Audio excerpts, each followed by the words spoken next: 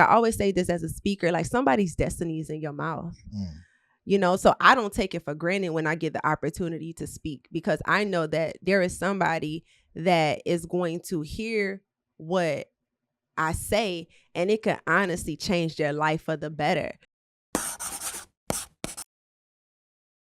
What's up, everybody? Welcome back. It's your boy Moneybag Rich, and this is another episode of Attractive Mindset. And today's guest, I briefly had a chance over the mastermind with DPG to shout out to Meet Up to Millions, a chance to meet with this individual, and the words that she shared, the knowledge that she shared, the presence that filled the room, just everything she was able to talk about and just guide us in a conversation of how to speak better, but also be better, mentally as well. And so that's definitely a big part. And we love that on Attractive Mindset. But I will let her introduce more of herself, Miss Adrianna Smith.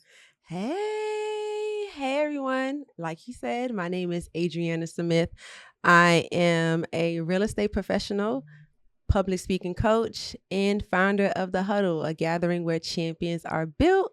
And I'm just so excited to be on here today. I know we're going to have a really good conversation, so I'm looking forward to it. Absolutely. Absolutely. So let's get right into it. All right, let's go. Tell us exactly, so let's start from your younger years. Who's Adrianna? Oh, who's Adrianna? She is definitely a champion, right? An overcomer, someone who just mastered the art of having joy in spite of, just everything that I have experienced growing up. She's definitely resilient. She's definitely smart. And she definitely loves to talk, but in a good way. But to the core of me, I will always say that I'm a champion. Okay. Yeah. So what really, we go deep into Let's it. We hit the psychology levels. And so what really, was able to breed that championship? What are some of the hard things or obstacles you had to deal with growing up to really lead you to that mindset? I mean, you just got to think about, me being a child and just being young and, just the things that I've dealt with, while kids were playing and having a good time and just enjoying their childhood. That's when I was, being molested at a young age. Oh, wow. So just dealing with that. And I think that's why when people see me, I always have a smile on my face, but I learned how to really smile through a lot of the things that I was going through in private. But I didn't allow me being molested or, me just feeling like I had to fight for everything stop me from achieving whatever it is that I wanted to achieve. And so you got to think about, like, there's a lot of people who have endured what I've went through and their life went a whole different path.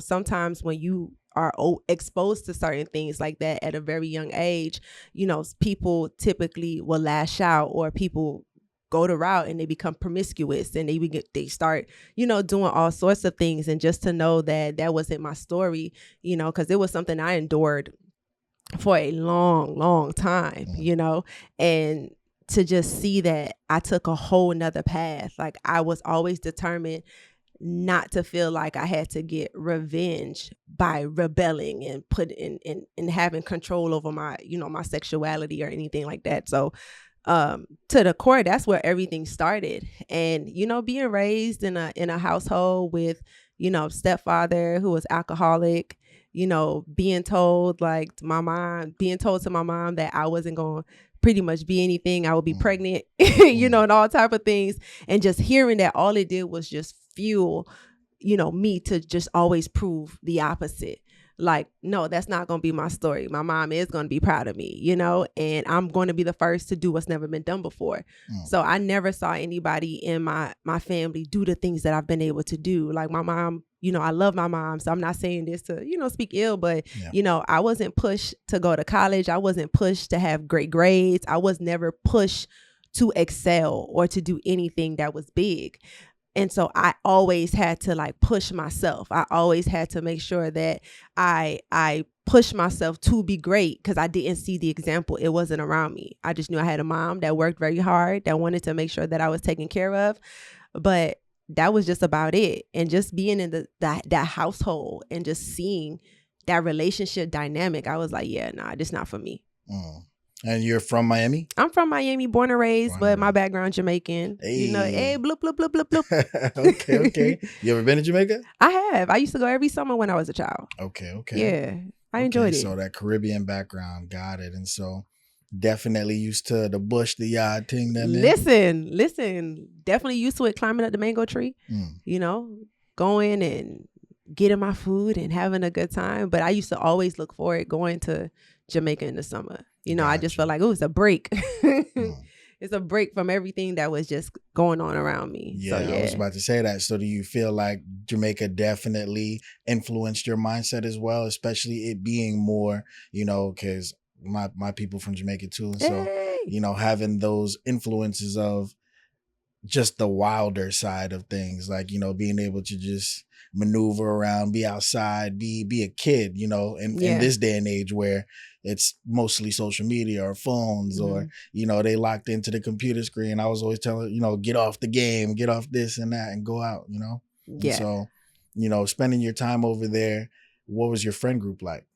My family, like, you know, my cousins, I always like, we was very tight knit, you know, so I didn't really have like a lot of friends in that way, but it was really my family were my friends. And you know, in Jamaica, like when you grow up with people, even if they not really your blood, everybody like family. Yeah. So that's what it was. It was really good though. I had a really good, like outside of all the mess, like I had a really good childhood. That's why I'm just like, man, it had to be nothing but God, because it was no way for me to have been able to function the way I was able to function with all of that stuff that was happening. It was crazy. And so school was still going good for you, had good grades, all that? I still was doing well, literally. And it just, even when we're talking about that, it just shows how you can still function in dysfunction. Like this, my teachers, nobody knew what was going on with me. My own mother really didn't know what's going on with me. Like my friends didn't know anything that was going on with me because I was still excelling. Like I wasn't coming to school depressed. I wasn't coming to school any kind of way. I was literally coming to school because I believe that those like school and me being able to be creative and my dreams and things honestly kept me going, you know? So I think I used that as a way to escape my reality. So it wasn't even like an issue for me when I went to school and when I was in after school activities, you know? I was able to function. I did well. Okay. And so, you know, when you got to a certain age, what did you figure out that you wanted to really do? Did you always have a plan for, you know, scaling? Did you want to do real estate, or you kind of just ended up in these kind of categories that you said? I just, you know what, to be honest, when I was growing up, I always wanted to do the jobs that you didn't have to go to school for. I thought I was going to be an ice skater. Literally. Okay. I know how to skate? You know, I thought I was Michelle Kwan for a little bit. But, it just didn't work out that way. I actually thought I was going to be a singer. I thought I could sing until somebody told me I could not sing. And I was like, dang, well, what am I going to do now? I always just imagine myself on stages, like big crowds of people and doing that. So I just didn't know, how do you go to school for that? But that was always very entrepreneurial. So like for me growing up, my Barbies couldn't stay in the regular Barbie house. I felt it was too small. So I would build a fort.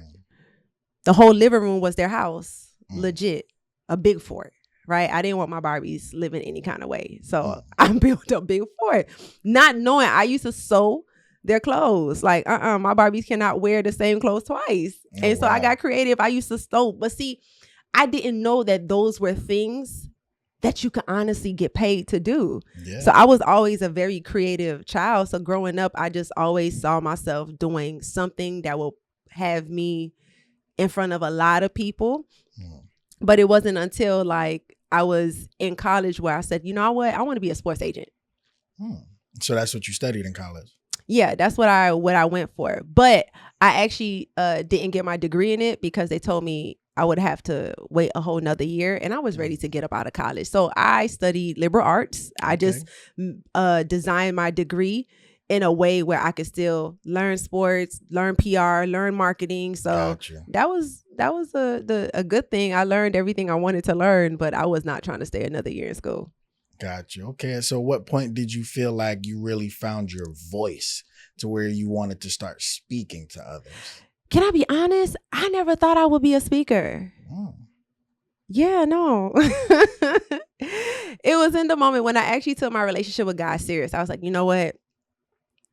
I'm going to do it this time. I said, Lord, I'm gonna for real give my life to you for real. Like I'm gonna stop running. I'm gonna do it. And it was not until I started to build my relationship with God where I started to have these dreams of me literally standing on stages in front of crowds of people. And I'm like, okay, I don't know who's going to be doing that, because I started to get comfortable with being behind the scenes. And so I was serving at my former church, and a big brother of mine, shout out to Josh, he was like, Adrianna, you got a gift to speak.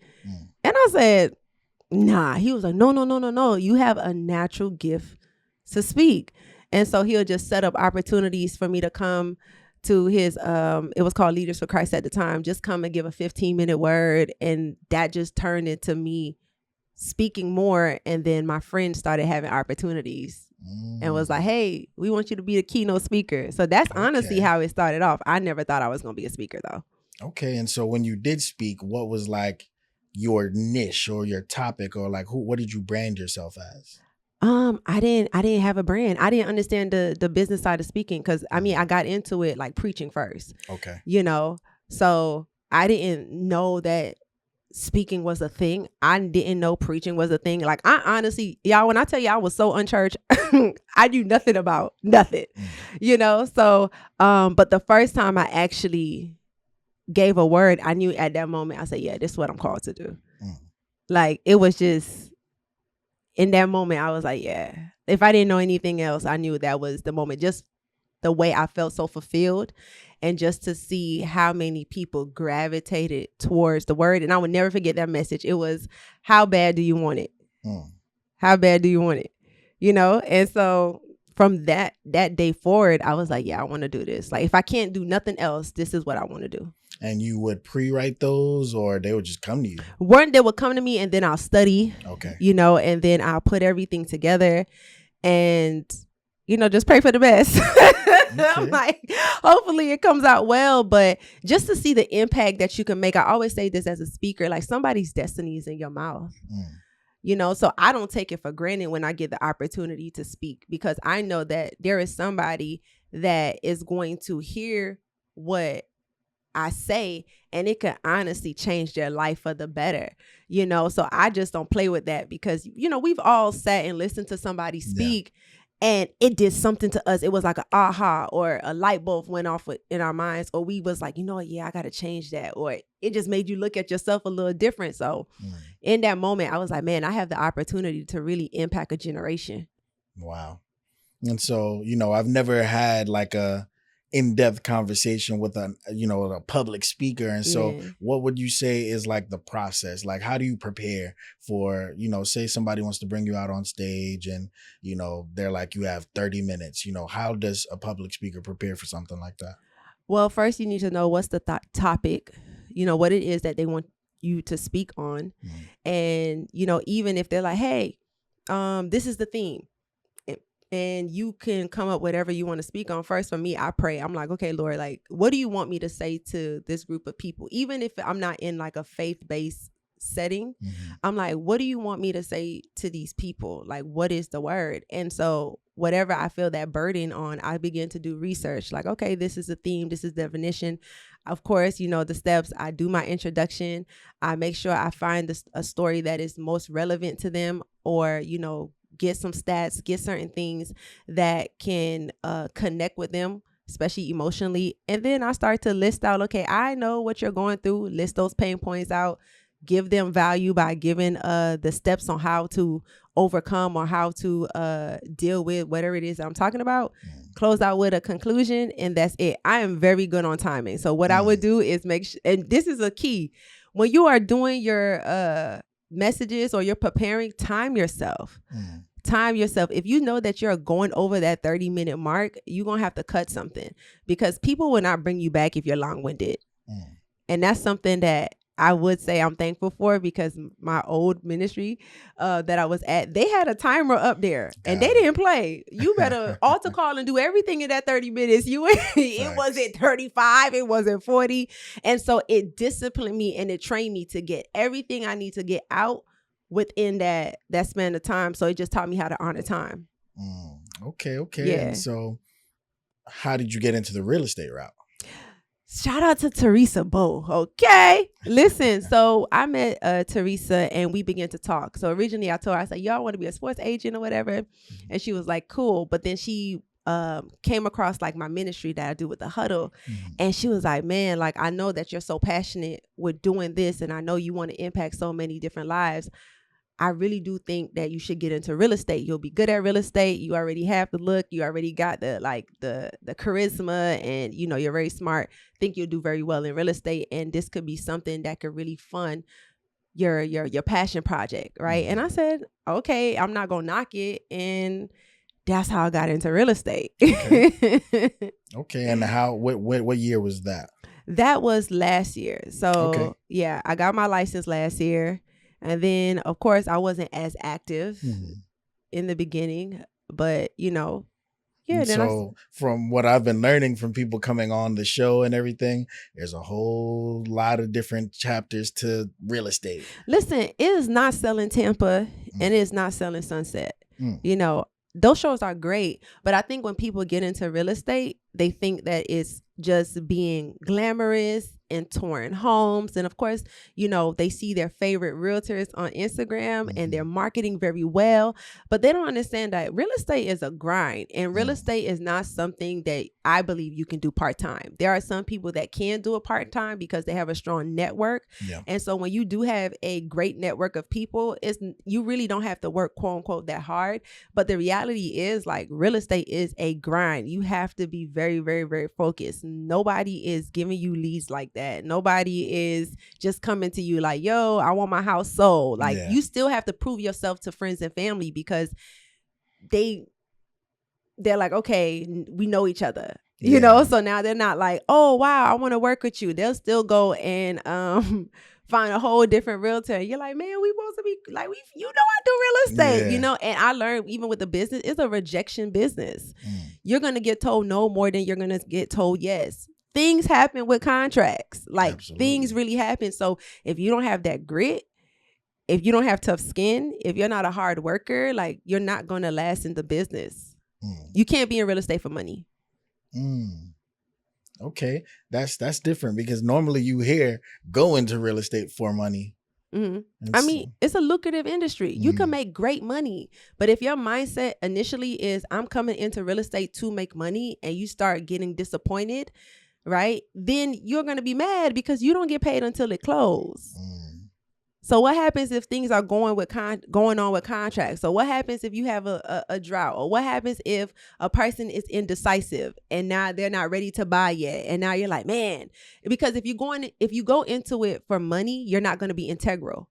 So you're just going to push people in whatever it is you can find them. You're not going to care about the well-being of the customer or your client. You don't even care if the house is in shambles. You know, you're just trying to get a commission. So if your mindset is like that, you're never going to provide the proper service that's needed for your clientele. So you can't get into it with money. You can't be driven by money, because you're not going to last long. And so even with that kind of mindset, because there's definitely people that I know in that industry that are somewhat like sharks, you know, do you still feel like you are able to stand out because of that? Absolutely, because people know when your motives are pure.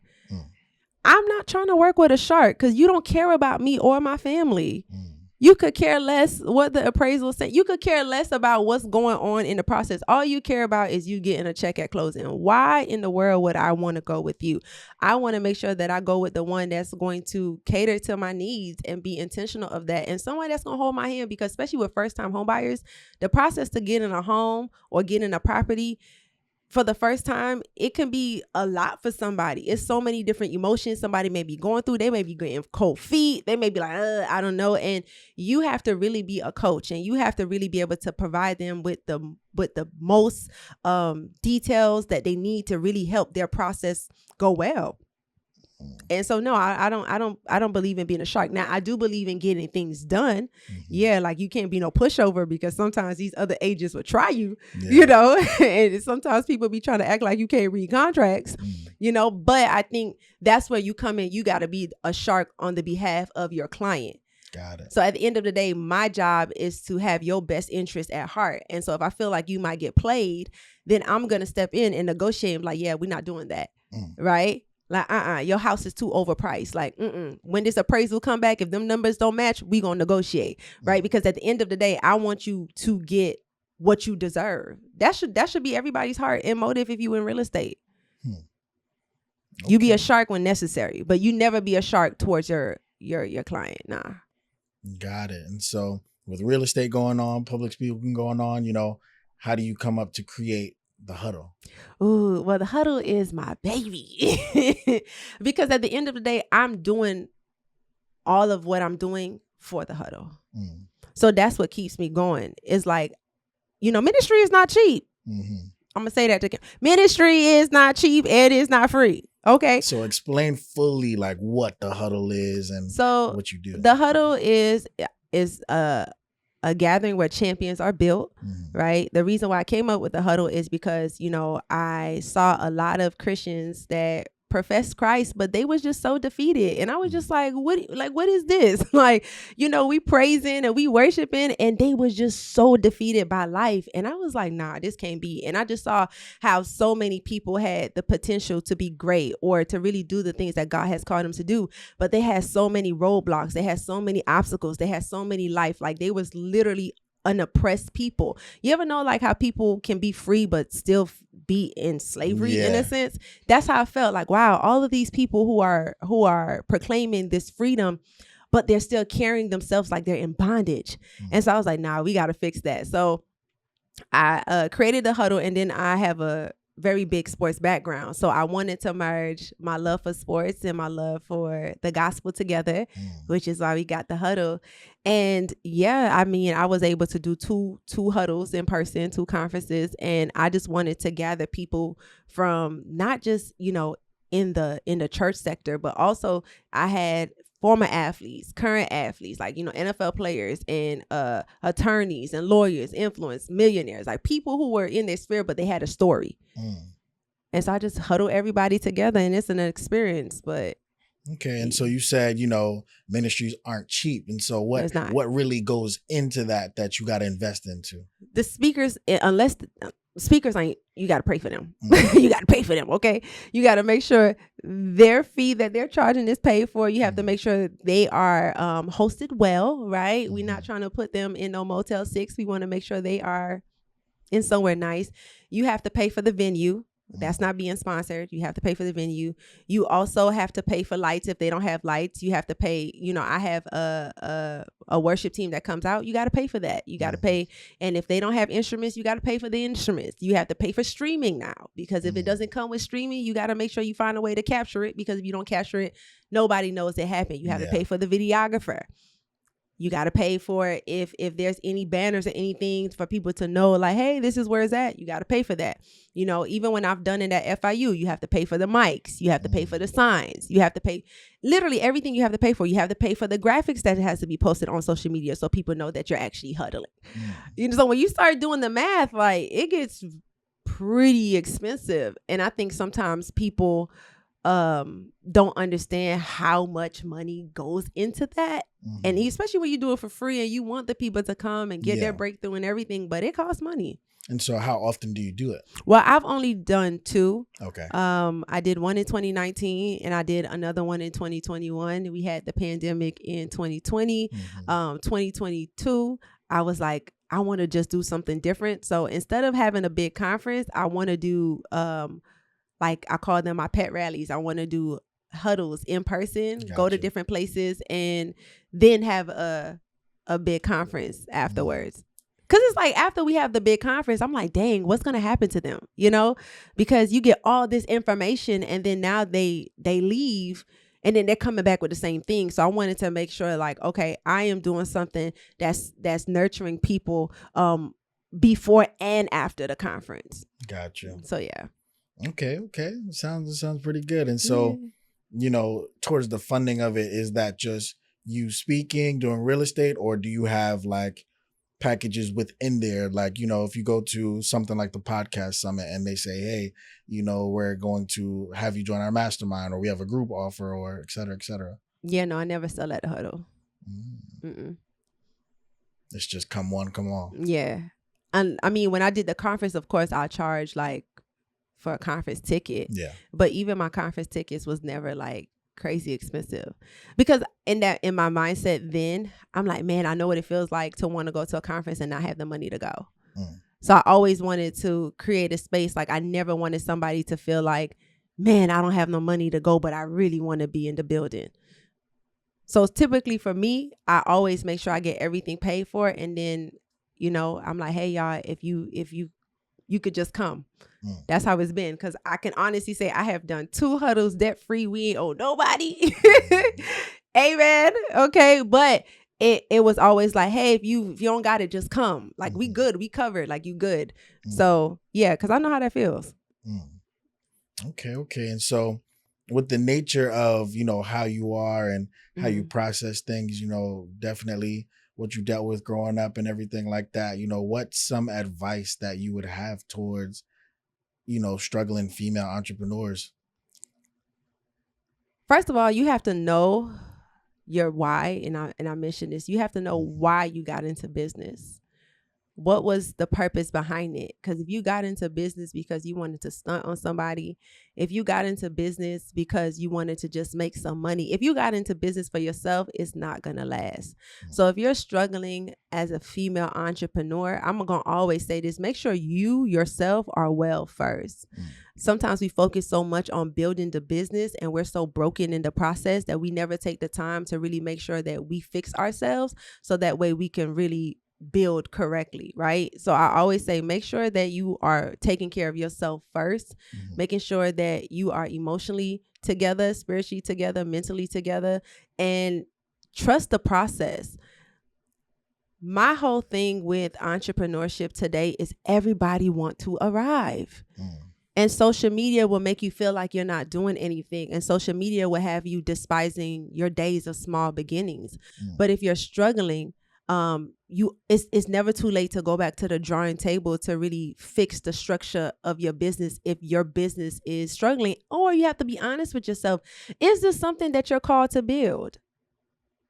If it's not something that you're called to build, then you might want to find another, business, find a thing that you're gifted at doing and move forward with that. But because there's a lot of reasons why people could be struggling, but I will always say, making sure you're well first. If something is not working, go back to the drawing board and just ask yourself, why did you become an entrepreneur? Yeah, because it's not easy. And so, even in you saying that, you told us the kind of what and the how you got into it. So what would be your why? Why do you keep going in the categories that you're in? Well, first one, the ministry. I'm just like, I want to be able to host huddles and not have that financial restriction. Like, I don't want to be like, man, I got to sell this amount of tickets. If not, we don't know how we're going to pay for the venue. I just want to be able to pay for everything and tell everybody like, hey, we're huddling, and just go and do it. Like, I want the freedom to really do what God has called me to do. I don't want to be bound by financial restrictions. So that motivates me, that push me to be able to create spaces so people could get their breakthrough, right?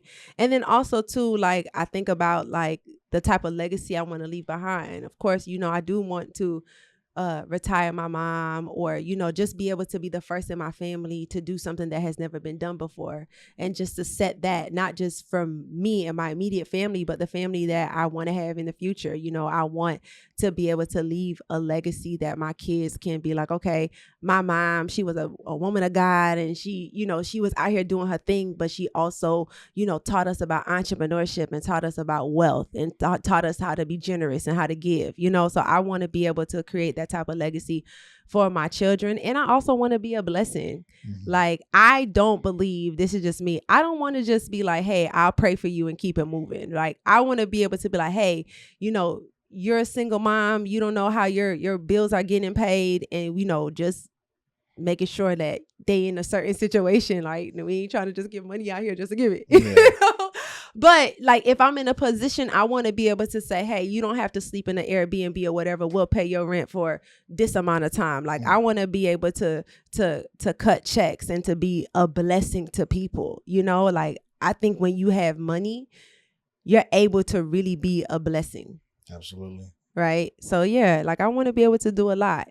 And so with that even being said, what do you feel about the term or statement, money is the root of all evil? I just think your heart posture towards money makes it the root of all evil.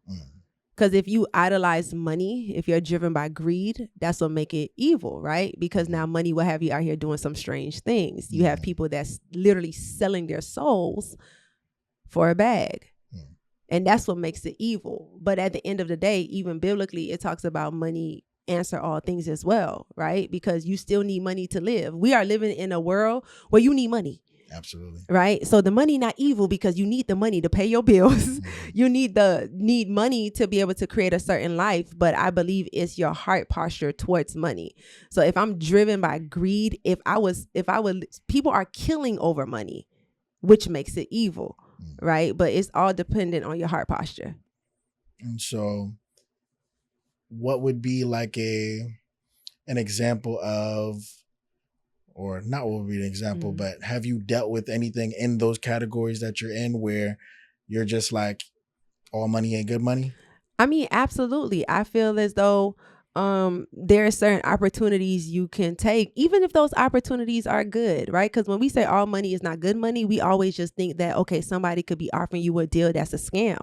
But in my mindset, I'm always like, I want to be in the will of God. So even if I get an opportunity that's paying me a lot of money, if God says no, it's a no. So that means that money is not good for me, because that's not what God has for me or want for me, right? So it's for me, it's just being able to discern, like, man, like, is this an opportunity that I'm supposed to even be a part of? Is this an opportunity I'm supposed to take? Is this somebody I'm supposed to partner with? I know it could make me a lot of money, but is this what God wants for me? And if the answer is no, then that's an automatic, like, yes, good money, but all money is not good money. You get what I'm saying? Absolutely. So it just depends. Everything don't have to be a scam for it not to be good. And so, what does your mom feel about the character that you've developed into today? I mean, she's definitely proud. She respects my resilience. Like, we Jamaican. I was a Dolphin cheerleader. I was a Miami Heat dancer. I was able to allow her to experience some things that she probably would have never been able to experience. And she always knows that whatever I put my mind to, that I'm going to get it done. Like, she's watched me work hard for a lot of the things that I have today. So she's, of course, proud, like, wow, like, look at my daughter. Like, she's out here doing it, so. You definitely flew past that. You just said Miami Heat dancer and you just. Yeah, like, I told you I have an extensive sports background. So yeah, that was another thing. I did the Dolphins for a year, did the Heat for 3 years. Wow. So it was a really good experience, and I really enjoyed myself, especially when, with the Heat. Like, I love the fact that I was inside and I didn't have to be outside in that hot sun. Listen, if you've been to a football game, like, you've been to a Dolphin game? I haven't been to a Dolphin game, but I've been outside here. Yeah, we was outside in that sun for the whole game. Outside of a little break in halftime, but we was standing out there, like, smiling in that heat. And I said, no, this a no for me. I said, come on, I need to get with it with the Heat. Like, I said, Lord, I gotta make it. I gotta make it. So would you have wanted to go to like a HBCU? I wanted to go to a HBCU. That was all the colleges I applied for. But see, my ex-boyfriend at the time told my mom not to let me go to a HBCU because, I was going to turn another way. And she actually believed him. And I was like, why? I said, lady, let me go and be free. And I'm not even with him. So see, look, I done ruined my whole college experience, but I ended up going to FIU. Okay. It's not bad. That's how I end up learning about the Dolphins and the Heat. So it all worked out. Okay. So would you say you're more on the creative side of the fence or business, logistical side of the fence? I think I'm in the middle. Okay. I'm a creative, and I think me being a creative can be a bit difficult for me to stay focused on the business aspect because I'm such a visionary and I get bored with things quick. So it's like I'm the type of person I want to create, build, and be on to the next. Create, build, be on to the next. Create, build. Like ideas come to me so quickly, and then the ideas that come to me, I really know how to stream them out to make a 6-figure business. So I just know that I can't do everything. So I'm like, man, I want to pursue this, or if I focus on this, and it all makes sense financially. But I'm like, no, you have to focus. You have to focus. You have to focus. Real estate. You can coach and help people speak, but focus. Because my mind, I'm like, I could build this out, and yeah. So being as well-rounded as you are, what would you say is your biggest obstacle in entrepreneurship right now? Discipline in my creativity. Like I always want to create. When I say I get bored fast, I really mean that. I'm always wanting to create. Like I'm inspired quick. Like I could come up with a business quick. I could come up with slogans quick. Like I can literally stream out an idea very quick and be like, oh wow, we could make a really good penny on this, So it's like really being able to discipline my creativity and know that, okay, yes, I'm a visionary, but you need to place your vision one place. Like you want to do the huddle is the goal, you're building for the huddle, and not getting sidetracked. Cause I honestly, if it's up to me, I probably done had 10 businesses. But what's wrong with that? I mean, but it's honestly hard because you really have to focus on something. If your mind is divided in 10 different spaces, you're not going to give it attention. Right? I have like 3 Instagrams, But that's because my creativity, I'm like, oh, this is good. But I mean, I can't pay attention to 3 Instagrams. No, I feel that. So it does get a little difficult with that. So I would say you should kind of hone in on one thing. And if the other thing that you're doing is connected to that one thing, then it makes sense. But if it's like 3 different things, like there's no way you could pay attention to all 3. Especially when you're starting out. Now, if you have a team where you could outsource to keep the other projects that you're doing growing, then yes. And it just depends on also the business ideas. Like if you're getting into real estate and like you're having a multifamily or whatever, you don't really have to worry too much about that because you could always have people run that. You gotta have a management company. You could just have different things. But anything that requires you to be hands-on, nah, I don't recommend that. Gotcha. So how do you feel about like the conferences that happen pretty often, Podcast Summit was just here. InvestFest is InvestFest is this week. Like, are you going to InvestFest? No, I'm not going. Okay. No, I'm not going. I should catch it next year though. Okay. I heard it's good. Have you ever been to like big conferences like that? When it comes to like business, I've been to one called Millions Conference for the entrepreneurs, which is really good. But other than that, no. And how'd you meet Danielle? I actually met her through Teresa. Okay. Teresa's the plug. Teresa is the plug. You hear me? Teresa Bo is the plug. Okay. Yeah, that's how I met her. Absolutely. Yeah. And what was that conversation like of her just being like, hey, I want you to speak at my event? Because you were definitely one of, to me, everybody definitely did their thing. But as far as like a message that really stands out and resonates, having that attractive mindset to just be like, I remember what she said, you know, it didn't blend in with just the characteristics of, okay, I'm being taught again, or I'm being, whatever again, how did that line up for you? She said we had a conversation. Of course, I talked to her about like, my huddle and certain things. And then she said she came across one of my videos on my Instagram page. And she was like, your video was powerful. I want to definitely bring you in to speak. So I was like, okay, because initially I wasn't going to be speaking about public speaking. I was going to speak about what I spoke about first. Right. And then it was like, oh, but I can also talk about public speaking. It's like, oh, yeah. So I was supposed to be like the inspirational speaker. But I'm happy that she did trust me enough to come in and speak to entrepreneurs, because here's the truth. When you go to those conferences, I just think like, we always focus about making money, scaling. And the people are depressed. Like people are literally going through life And all we're doing like, hey, come on, let's make these 6 figures. Remember I said it, like you have Yeah. millionaires committing suicide. Absolutely. You have people right now strung out on drugs because of like everything they're going through in their personal lives. So it's just like, for me, I feel as though we're going to have these like business conferences and events. Yes, focus on the money because that's important, but like it got to have a little bit more depth Facts. to me, you know? So I appreciate her bringing me in to allow me to touch on that and not just come in and just focus on helping people speak. And even the helping, you know, people speak, and you could probably talk about it, right? The sharing your story aspect, how I was still able to connect and to still pull things out to make you be like, man, you know, I love that when it comes to being a part of those spaces. But let's talk about your experience, because, you know, he got put in the hot seat. He was on the hot seat. How was that experience for you? That experience for me, I mean, I'm kind of used to the hot seat, so it may be a little jaded, but, you know, just in that kind of setting, you know, the whole reason I went there was to learn a chapter of myself that I didn't know. And so the way I do business is more, I wouldn't even call it traditional, but it's traditional. And so I do it and I run it in a complete different way where I've never really had to have digital products or, you know, be in a digital space or brand myself. I used to hide behind my companies.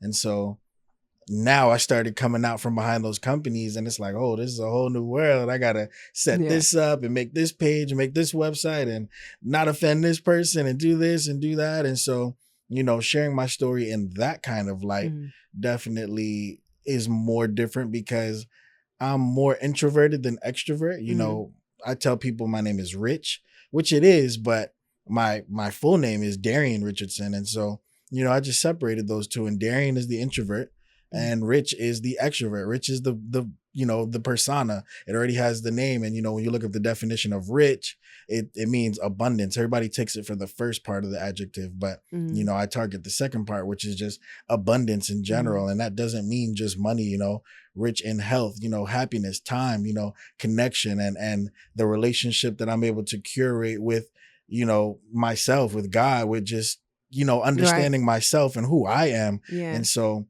my biggest luxury is time freedom. A lot of people think it's money, but it's really time freedom, the time, you know, to really move around and navigate stuff. And so, you know, my experience of being in that place was just, I was grateful to just see how others are processing that journey for themselves and being able to tell their story out loud and, you know, meet individuals like yourself that, you know, have an attractive mindset to the level of, man, you know, what you said really stuck and it really resonated on a different type of level, because a lot of people can speak. A lot of people can get up there and say whatever they want and do whatever they want, but, you know, it goes in one ear and out the other. And so it is what it is. But, you know, with you specifically and 2 other people that definitely spoke, it was like I could feel what you were saying instead of hearing what you were saying. And so I appreciated that for sure. You're welcome. Listen, let me tell you what happened though. When you was in the hot seat, I had asked you a question and you said, it don't apply to me. I'm like, I said, no, he not about to play me in this hot seat. He was like, that question don't apply to me. I'm like, oh, well, why? Well, why? But, and then it turned into like a really, really good moment, you know, just to really hear about your story and just the things you went through. I was like, yo, I respect you. Like, if I need a business coach, absolutely. You read how many books? I was like, yo, you know, and I just think that's the power of our story though, because it allowed me to know you on a more personal level, and it allowed me to respect you. Like, man, this man went through some stuff, you know, and just to see why you're so focused and why you're so disciplined and why you go after the things you go after. It was like, yeah, I understood you better now. Like, I understood exactly why you show up the way you show up, or you carry yourself a certain kind of way, because knowing your background, it just gave a lot more clarity. Thank you. You know, so you got to share your story more. Absolutely. And that's what I want to do. You know, I want to, and I'm purposely, you know, putting myself in these positions to really just be like, hey, we're here, you know, and this is behind, you know, me coming from behind the brand.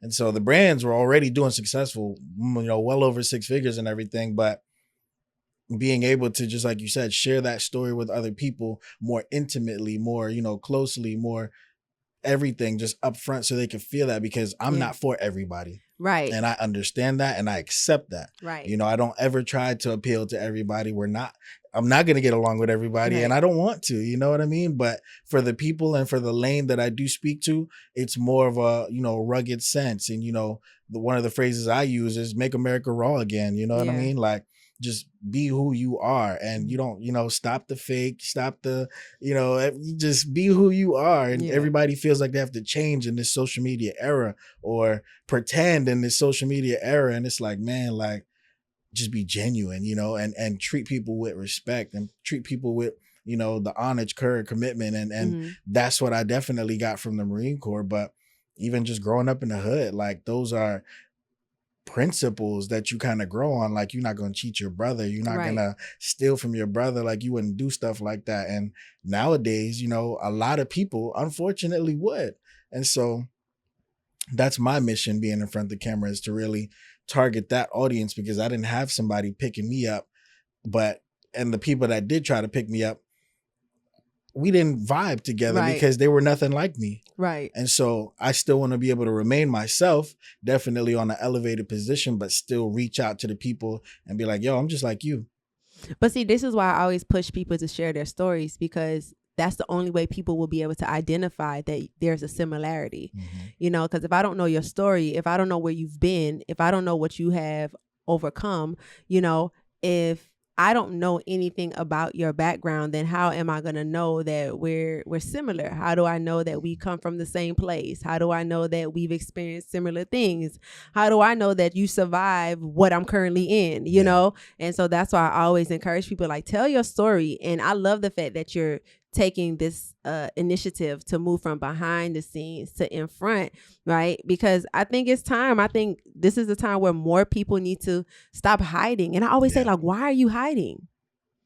Why do you think people love being behind the scenes? Because I was the same way. I wanted to be the Olivia Pope of sports, just without all the scandals. I just wanted to be behind the scenes and just, make things happen. But I never saw myself really being in the forefront like that. So why do you think a lot of people love being behind the scenes? I feel like it's the vulnerability, the essence of being judged, or the essence of not, understanding your humble beginnings. Like, this is a startup, and a lot of people want to be like, oh, well, I made it already, and, just to even be transparent, that was a little bit of me in the beginning, even starting this year, because I'm like, man, I'm a business owner already, and it's pretty much automated. Like, I really don't have to go and dive into this category and do that. But I was like, man, it's, it's starting from scratch again, which I also like to do. We're very much alike in that sense. Like, I like to create stuff over and over, and I got to stop myself, because I'm like, man, like, it's go hard. crazy. It's hard. And so, even in creating this, like, I had to get out of the mindset. And that's where the term, motivation versus mindset. A lot of people act off of motivation, which is only temporary, versus when you have that discipline to understand the mindset behind it, you're more driven to get those results, even when you don't want to do it, when you don't want to show up, when you don't want to whatever. And so I'm telling myself, like, man, whatever. But I understand, as a marketer myself and everything, I'm sliding in people's DMs and phones like, hey, we're building this brand, because the whole brand started off of a challenge. And so the challenge was to, almost like Grant Cardone's, a couple of my students were like, hey, if you're so good at doing this, whatever, they're trying to be funny. You're so good at doing this, then build a business from scratch without using any of the other business money or anything like that, and get it to 6 figures within a year in a category that you've never been in. And so I said, okay, challenge accepted, and I accepted it, and I started building up. But that friction up front was me not wanting to do the things I knew I had to do, like message people, hey, I have a hat, I'm selling it $35. I need you to support me. I need you to buy me, because the reality version of me is like, I don't need them to do anything for me, but this brand needs me to be that kind of person. And so to let go of that ego, let go of that I was just pride. about to say, do you think it was that pride that business was, that you had to build up, was to break? Exactly. And it was from the point of the social perspective, because I was more worried not of myself doing it, but what they would think. Like, wait, hold up. He's making all this money and he's doing this and he got the cars, he got the buildings, he got this and that, but he's asking me to do a $35 hat. You know what I'm saying? Right. And I was putting that on them before they even said yes or no. Right. I was injecting that myself. And then, I was like, man, you just got to do what you got to do. And we sold out in pre-orders. And I didn't have to pay a dime because the pre-orders sold out. And I used that money to then buy the hats and everything. But yeah, it's just that. But you said something so key. I think as entrepreneurs, why sometimes people struggle is because they're afraid to ask for help. And they're afraid to say, hey, can you support my business or whatever? They just want to build it and be like, people got to come. But I feel as though a lot of people can be missing out because of pride and because of ego, and they don't want it to look to the general public like their business not doing well or something. And I just think honestly, as an entrepreneur, entrepreneurship will humble you.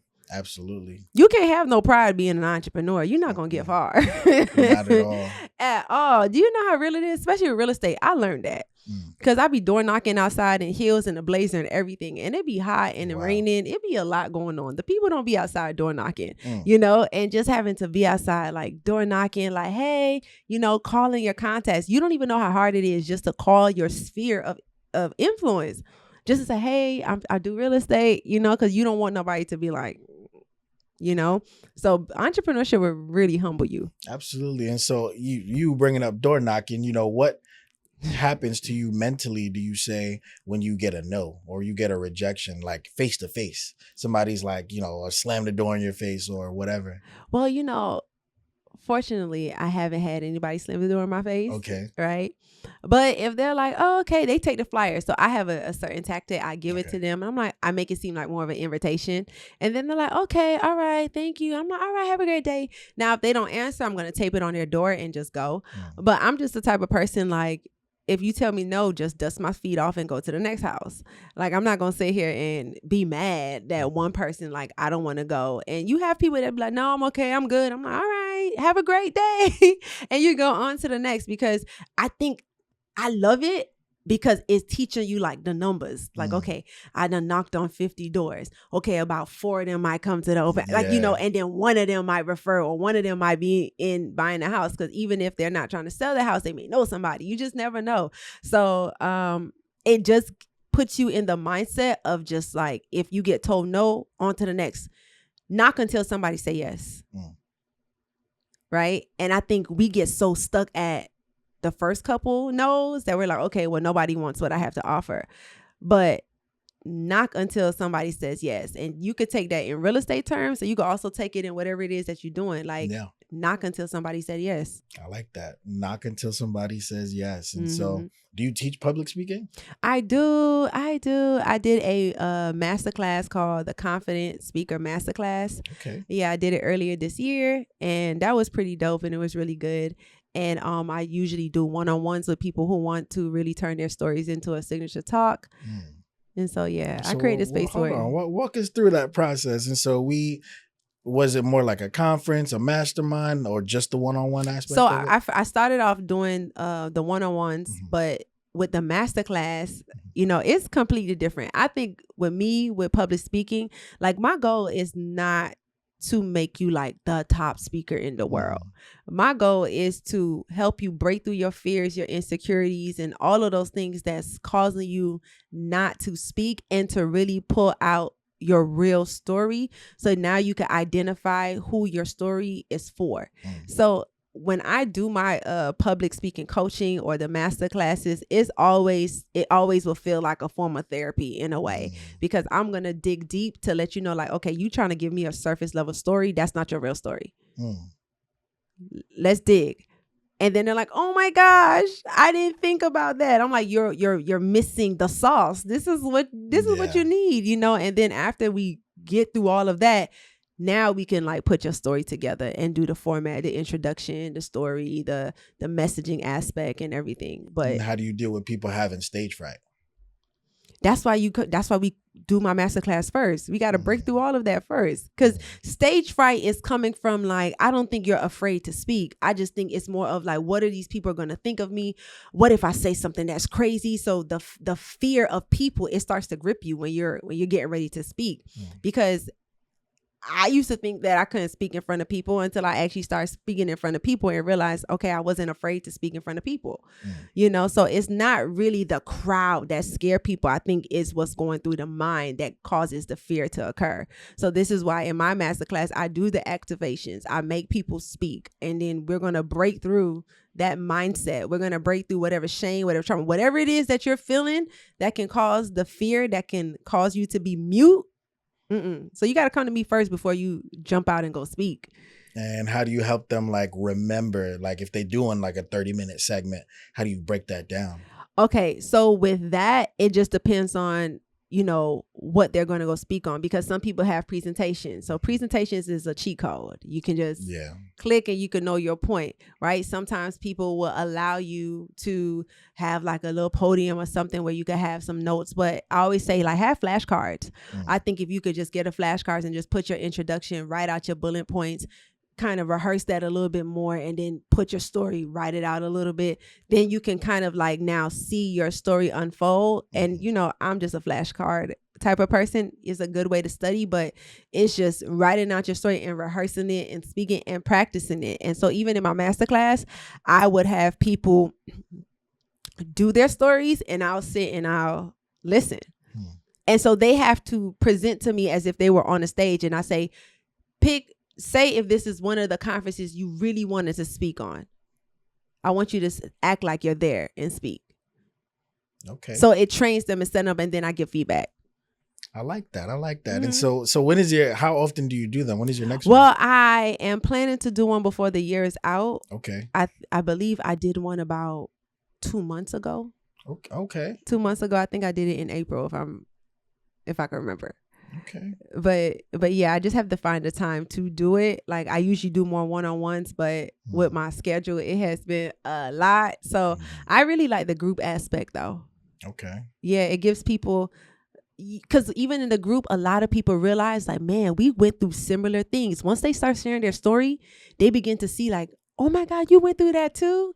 And then I'm able to display, you see why you have to share your story. Look at the instant connection. So I really like doing the group, but I'm thinking about doing one before the year is out. Okay. And it's only like 1 day, 2 days. Well, I did 1 day and I was like, wow, it's a lot of information. I had to do another day. Gotcha.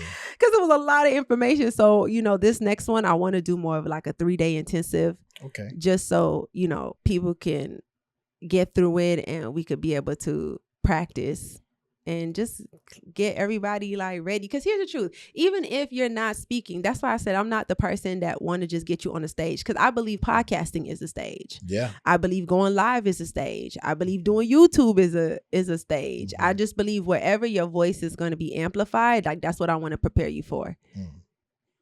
Okay. Yeah.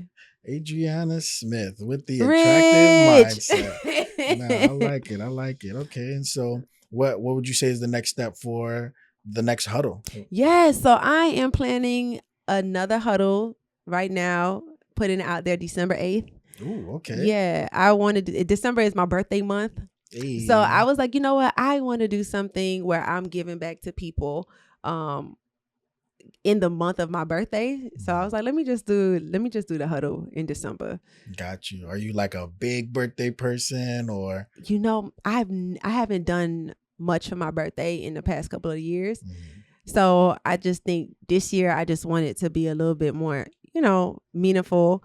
And I think if I do the huddle in December, I'd be like, okay, I did enough, but I wouldn't mind, you know, doing something nice, you know, but you know, hey, I'm excited though. I'm excited for this huddle. I haven't done one in a while. And I just feel like I've grown so much from when I've done the last huddle. Like I have went through life, and I just feel like when you go through certain things, now you have like a different level to pour out. You know, I feel like I've went through that time of crushing. And so like me being able to like come through everything that I went through in this past season, and to be able to testify like, y'all, like I'm here, I'm just so excited now to just gather the people and to just have a good time. Okay. And so what would you say is one of your goals, or, some of your goals going into 2024? How do you want that year to be different from now? We only got like 4 months left. You know what? That's a tough question because I really want that year to be whatever God needs it to be. Because I don't know like what the year is gonna look like, right? So I typically just gotta find what's my word for 2024. Once I know what's my word for 2024, then I could be able to see. But definitely in 2024, I want to, of course, go into more ownership. I want to travel with the huddle. I want to bring it into different states. I want to, of course, host a big huddle, and I want to, of course, grow my business even the more and just also travel more. Yeah. Okay. I want to do some great things next year. Okay. And so, what about you? You asking me? What about you? For me, what Rich gonna have going on in 2024? Everything. Honestly, just take this, to at least, about the $250,000 mark. And why I would want to do that is because when I do create these companies, I don't create them for myself. And so, I'm very serious about hiring my people. You know what I'm saying? Like Black and Latino, hey, just that's what I do. And that's why I hire in my companies. And, I'm not the guy that's going to go out and protest. I'm not going to riot.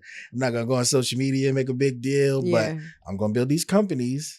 And I'm going to hire people to put themselves in situations, because what I end up building is a platform for them to exercise to whatever level that they want. If they don't do anything, in my production company, there's some people in there that literally make $0. There's some people in there that make 5, 6, 7, 8, 10 a month. You know what I'm saying? But it just comes down to the individual. But it's about me giving them that opportunity, because it's their thoughts and their feelings that shape them, not their actual circumstance. And, I try to create a scenario where they realize that, like, your circumstance doesn't really matter 100% once you learn to develop that attractive mindset and you learn to develop that focus. And so that's what I love to do, and I will continue to do, like if it was up to me, I would, and I do to a certain point. People tell me all the time, like, man, you help people too much. And I feel it sometimes more than others because they do burn me, even though I put it out there for them. But, I'm at a stage in my life where I don't have to. If I go on vacation, God forbid, if I was gone tomorrow, whatever, like, I would still make this, the money that I'm making, and I would be able to transfer that to a legacy. I don't have kids yet, but, I don't want my kids to do what I do.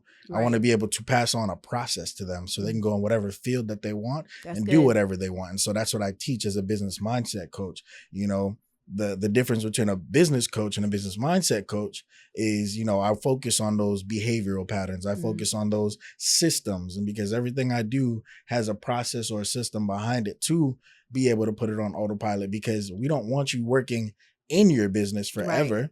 You want to be working on your business. And so if people level up in any of my companies and they get to that level where they're not in it anymore, then we get somebody else in there to do that journey. Right. Because the goal isn't for them to just stay at the same spot forever. I always give the sauce, I always give the game, I always give whatever. The amount of interns, the amount of people that I've taught for free for no reason. That, an example is I had a $800 camera with maybe like a $500 lens, and I just gave it to somebody because he was like, yo, I want to get into cameras. I'm like, all right, cool. Well, here, use this until, you see if you like it or not, whatever. And he burned me. He didn't want to give it back. And he kept saying like, oh, I just keep forgetting. But that forgetting, he kept showing up in the same spots as us for like a year and some change. And it was, oh man, I keep forgetting. And it's like, you're not forgetting. You just, you it's either gone or you don't want to give it. Yeah. And so even with that, I could tell he was going through something, because he attacked me verbally, not physically, but he attacked me verbally. He was like, so what you want to do about it? What you want to go? And I was just like, you know what? I said, hey, you can keep the camera. I said, are you okay? do you want to have a conversation? Mm-hmm. I said, when I see you, we're going to have a conversation and you're not going to be able to avoid me. I'm going to ask you, are you good? Mm-hmm. Because he's another Black individual, you know what I'm saying? And I've had other people tell me like, you're crazy. He was talking wild to you, this and that, blah, blah. And I'm just like, he's clearly dealing with something, because when I gave him that camera, he wasn't like that. Right. And that's the thing. I think it's a good thing to observe, because people really do be going through a lot of stuff. And I always say you should never feel guilty for your generosity, because at the end of the day, if you're giving from a pure place, I always say you reap what you sow. And the generous will always be blessed, right? Because you have such a giving heart, why would God not continue to supply and to give? So that way, when you do come across somebody that needs you to be obedient to giving to them, you're not so burned and you're not so like, I don't want to give because all these people burnt me. It's like, no. I don't care what you do. All I know is that I was generous and I saw that you wanted to grow in the area and I gave you this camera. But if you meet another person that has the same heart, you know, you still be like, all right, I'll give. Now we got to use wisdom now. Yeah, we do got to use wisdom with the people. We got to use wisdom. But I think it's really good when you do have a heart of generosity, because that's how you stay blessed. Absolutely. And that's, you know, what I teach, because I'm like, hey, you got to just go in the era of doing things. You know, in the past, there were times where, you know, him and I standing in my crib and I'm like, yo, it's at zero. And he's like, well, what you gonna do? I said, only things I could do is move forward. You know what I'm saying? And that ended up being one of the months of my highest earnings at that time, because that ability to persevere. And I've never changed my aspect of that, of just giving to people. And even in me giving to people, I don't necessarily expect anything in return. You know, it's just the fact of I can. And so I will. If it's not gonna like cripple me or anything, because just like you said, there got to be wisdom with it. Use wisdom. But if it's there and I have the ability to extend that hand for somebody that could use it, why not? And let's talk about this really quick, right? About the wisdom and giving, because I do know when you start to elevate and you hit a certain tax bracket financially, and people start catching wind that you have money. let's help the people out really quick, because it could become draining, because now that people know that you have money, all of a sudden it's like, yo, can you help? Can you help? Can you help? Can you help? So how did you navigate with that? I navigated it by telling them I had it, but I still wasn't going to give it. And so in me saying that to them, I wasn't lying to myself. I wasn't lying to them, but I said, hey, I do have it right now, but I need to focus on other things with this. If it comes to a point of me being able to help you in building your stuff, I'm a business mindset coach. Like, if somebody comes to me and asks me, how can you help me make this? I would coach them for free. Sometimes. But he got to put that disclaimer out there. He said sometimes, not all the time, sometimes. But if they come out to me flat for money and they've never asked me like, hey, how did you do this? Or how can I build this? Or how can I scale myself up to be in better position? Then I know already that if I give them that money, they're not going to be able to learn mindset wise from that. And it's like teaching somebody how to fish versus just catching the fish for them. And so, yeah, I could give it to you, but you would end up asking, maybe not me again, but you'd ask somebody else. And so it's in the perception of what I give to them. So do you think it's something that entrepreneurs should learn how to do, is set boundaries? Yeah, and say absolutely, no. Absolutely. But do you think it's okay for somebody to say no? I'm not giving you no money today. Yeah, you can absolutely say no, and you absolutely have to say no, because it comes down to an investment level of, even if you're not investing financially up front, you having that is an investment in yourself. Like, I work hard for this, you know, and how often do we even talk? This person that's asking me for money, how often do we see each other? Do I see you just went on vacation? You know, like I've in my history of being an entrepreneur, being self-employed, it's coming up on 10 years. And this year was my first vacation ever. And I've made hold on, pause. You're coming up on almost a decade of being an entrepreneur. This was your first vacation? Ever. Because my discipline was that hard. My discipline was to the level of... Sir, you telling me you ain't taking not one vacation? Not one. Not one vacation? Not one. Just got my passport the end of last year and just used it this year. Wow.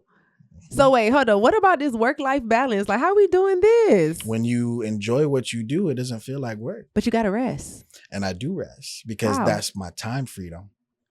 I can wake up and do whatever I want. Me choosing to build these companies and everything, I can hit pause. I can hit stop. And it wouldn't mess up anything because that's not what I used to pay my bills. Mm-hmm. These are just side missions at this point, you know? And so it's to the point of I can never get overwhelmed on something that isn't overwhelming because I created it. I'm not doing it for somebody else. I'm not forced to do it. You know, I don't have a gun to my head or anything like that. It's just me naturally moving in my course. And still, because of the discipline that I've gotten over the years, I go hard. I sleep 3-4 hours a night because the whole mission to that, what I told myself was, man, listen, I gave the military about 5 years. I gave high school 4 years. I gave college about 2.5. I said, so I can go into business and give myself a solid 10. Right. If I'm giving everybody else something, I got to be able to give myself 10. That's good. And starting my stuff. And so I went straight tunnel vision because I rationalized it to myself like, hey, could I go on vacation right now? Could I do all of this? Yes, I could. But would I really want to come back like that? Would I really want to interact with things like that? And can I achieve the same level of peace here that I would get over there? And I did. Right. And so vacation just seemed like a foreign thing to me that I was wasting money because I'm like, I could just build this business up, this business up, this business up. Because in my mind, those 10 years, they're not going to last forever. By the time my 10 years finish, I'll be 34. Yeah, I'll be 34, 35 years old. And so I have a full life ahead of me. Yeah. And so I'm like, I want to focus right now. If you can't focus for 10 years, how are you going to live the rest of your life? So I'm about to put you in the hot seat on your own podcast. He's smiling. He was like, uh-oh, what's she about to ask? Because, you know, you're like, you was focused. You was busy. Like, I don't know your relationship status. I don't want to get you in trouble. You single? No. Okay. So you're not single. How in the world does that dynamic work with you being the entrepreneur that you are? And this was your first time taking a vacation. She was the one that took me. So now we got to talk. Like, how was that dynamic with you working so hard? Because she understands the mission. And when you find a partner in life, they have to understand your mission. And that was what I said up front. I said, hey, listen. I feel a word coming. Hold up. Say it again. Help the people. When you find a partner in life, you got to be able to be honest with them up front. You know, it's not just about liking them. It's not just about wanting to be with them. You have to be fruitful and truthful with them. And so I told her up front, I said, hey, right now, my business is going to come before you. Are you okay with that? Woo! And the moment she said yes, and I said, no, I don't think you understand me. My business is going to come before you. Are you okay with that? She said, yeah. And so we don't have any issues because that's the dynamic I set out the gate. And you know, this is somebody that I've known for about 5 years, but we just got into a relationship this year. Okay. But in us getting into a relationship, setting that dynamic, it's like, okay, he told me this out the gate. I can't get upset. You know, my location is always on for her to feel, you know, more comfortable. I don't have to do stuff like that, but just so she sees and she knows and whatever, because I'm not physically around her. Right. And I am out at events. I am doing these things. I am doing that. But I want her to know, like, I'm not playing. These 10 years, I'm doing everything I can to really grind. I'm doing everything I can to build this business because after this 10, I'm going to give you the life, whatever life you want. So how do you have that balance though? How do you, yes, your business is going to come first because you're trying to create a certain life, but how do you still put your business first and still not make her feel less? Because I include her in what I do. You know, I come to her with my losses. I come to her with my successes. I come to her with, you know, just whatever. You know, she's not an entrepreneur. She's a singer. And so her being on the outside of it, she understands the scope of what I do and she wants to help me in certain aspects. But I usually end up telling her no. And I'm like, hey, focus on your stuff. I said, yes, I need the help, but you need to also help you. And, you know, and I guide her through things without being imposing on her because I really could, but then she wouldn't learn the pathway of her life. You know, since we've been in a relationship, she's read the most books she's ever read in her life, you know, and putting her on that time schedule. When people join my coaching program, I have this thing called the tally mark method. And I did this on deployment, and because I couldn't focus, I couldn't read these books. And so I was like, man, I'm on deployment overseas in the middle of the desert. I ain't got nothing distracting me, and I still can't read these books. Why? And so my friend made a joke, and he was like, oh, we got to count the days like we in jail. And he like scratched a tally on the wall, and then it hit me. I was like, hold on. I'm going to keep up with the tally marks. And so every time I do a tally, I'm going to read at least 10 pages. And it became a dynamic. And so now when people join the coaching program, I say, hey, because I always get their goals. What do you want to do? What do you want to scale to? Where do you want to go? And they tell me these crazy things. Oh, I want to do this. I want to do $1 million. I want to do 150,000 a month. I want to do whatever. And I say, okay, cool. Let's start with doing this. Draw one tally mark on a piece of paper, take a screenshot, send it to me. Do it before midnight. That's all you have to do for 30 or 31 days, how long that month is. Okay, so. And people fail. Of course. Hard, multiple times. And these are people that have $50,000 a month businesses, $100,000 a month businesses. And I said, that's how I know you don't have the proper mindset or stuff going on. You said something though, and I know our time is coming to a close, but we're having such a great conversation. It's the mindset, right? Where entrepreneurs feel as though they have to date or be with an entrepreneur, because you said that, you know, your girlfriend is not an entrepreneur, right?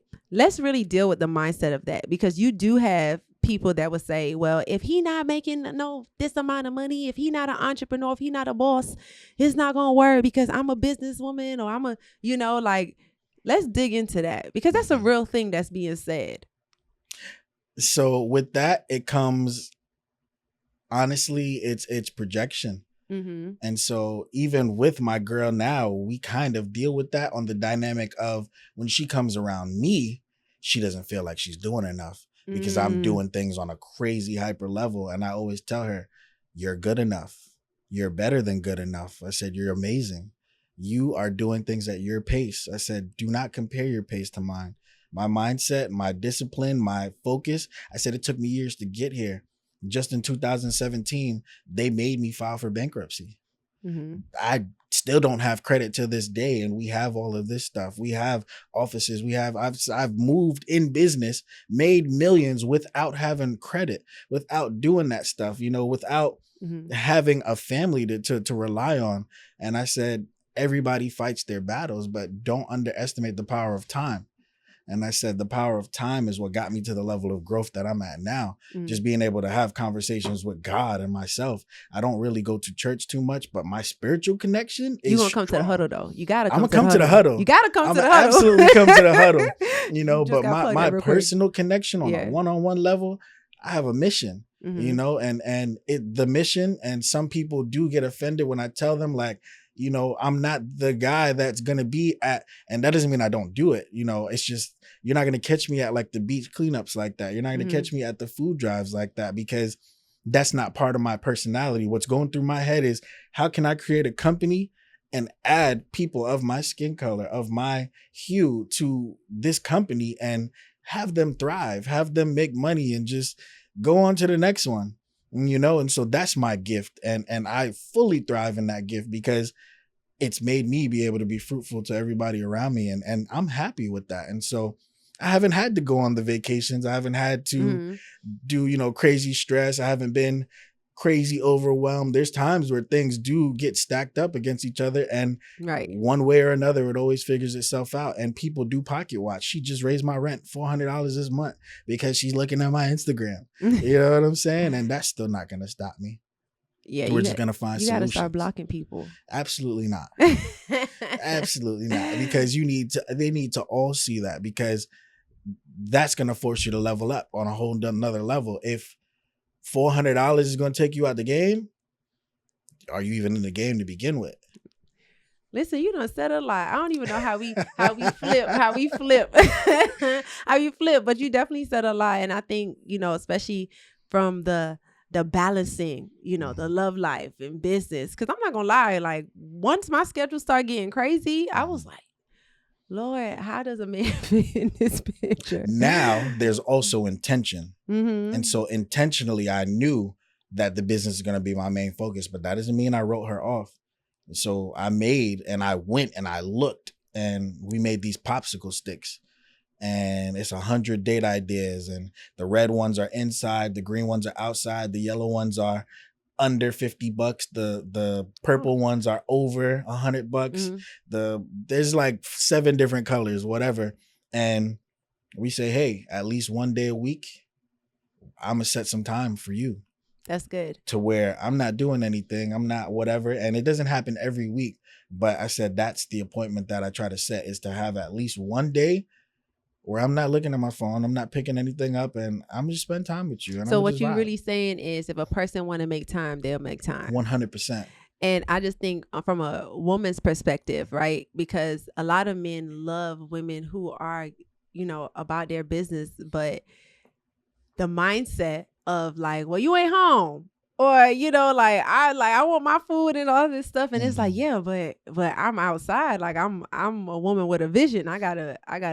And men, you gotta listen. You have to understand that we're not in the old ages. We're not in the old days of your wife is not gonna be at home cooking. She's not gonna be home cleaning up after you. You got to understand how to do that for yourself. And for me, in my case, like, I don't need her to do that. I have a you Jamaican, lady. Of course not. You was raised different. Yeah, I have a cleaning lady. She'll cook for me, but I eat out. I don't cook for myself. But that's also a testament to my business. Is I'm like, hey, I got to make enough money to fund my lifestyle. Right. That's good. I'm not expecting you to cook, and I'm not going to do it. And so therefore it has to come from somewhere. And so being able to balance her life and balance my life at the same time, like, we take care of each other. Mm-hmm. And in us taking care of each other, she got to go do what she got to go do. And I will kick her out from away from me sometimes, because I'm like, hey, go work on you. I would love for you to be in a room. You can sit around. I love just looking over and seeing you and whatever, but go work on you, because you're going to have a piece to this puzzle. And if anything, happens to me or whatever, you're going to speak on my behalf. Mm-hmm. And I want you on stage next to me when I get on these stages and everything, not as a wife, but as a partner, as somebody that can understand from her perspective, not my perspective. Mm-hmm. And so you're going to have your own motion. I help you build your motion, but you don't have to be a part of my motion. And that's so good that you say that, because you don't hear a lot of men who want to have their women as a partner.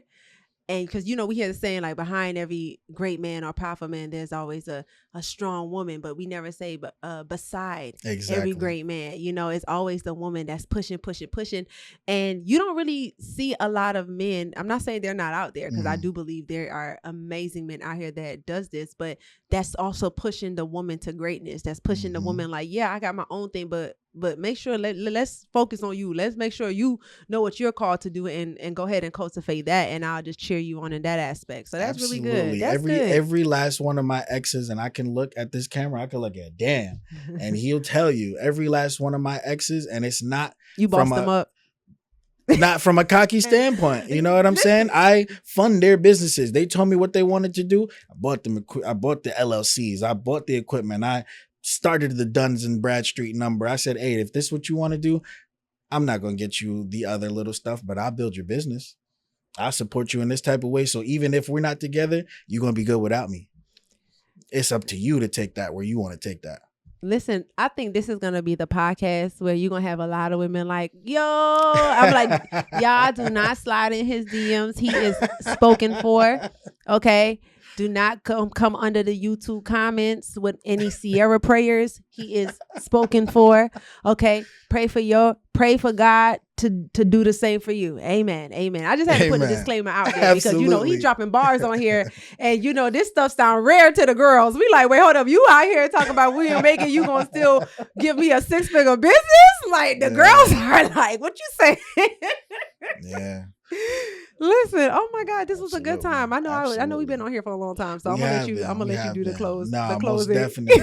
Adrianna Smith, y'all came on here, dropped knowledge, public speaking, the huddle, real estate, everything, a well-rounded individual. And honestly, just in having this conversation for you, I feel like, because you don't know what you have in 2024 yet, but you know, I feel like in 2024, you're gonna add something to that list. I don't know what it is either, but I just, you know, that presence and your global reach is 100% gonna grow. Is he prophesying on here? I receive it. It's gonna grow. You know, Yeah, you have thank that you. that sense of attractive mindset and that law of attraction about you to be like, you know, I'm blessed and highly favored. Mhm. And you move in that type of way, and you mean business at the same time Yeah. without being a shark. Yeah, And so you can only win when you move like that. I receive it. But Yeah, come on. most definitely, if people wanted to follow you, where they can find you at? You can find me on Instagram at Adrianna A. Smith. So that is ADRIANNA A. Smith, SMITH. I am on Instagram. YouTube is Adrianna Smith. If you will love, you know, to get a property or sell your property in South Florida, you can hit me up at Release My Keys at kw.com. Yes, Release My Keys at kw.com. Love it. Love it. And so this is your host, Moneybag Rich, at the end of the day. And we just had an amazing guest. If you like this episode, please share. Please subscribe, you know, just endure the message, just accept the message, you know, even if you don't feel like you want to watch the whole episode, listen, just They're gonna watch the whole episode. They are gonna watch the whole episode. We gonna make them watch the whole episode. We gonna make you watch this whole episode, but please just tap in, share with a friend, anybody that you feel like needs to hear this message. Even if you don't feel like they need to hear the message, just spread it, support your community, support the people around you. And as we always say, you know, we look good, we live good, life is good. Talk to us and we talk back, and we out of here.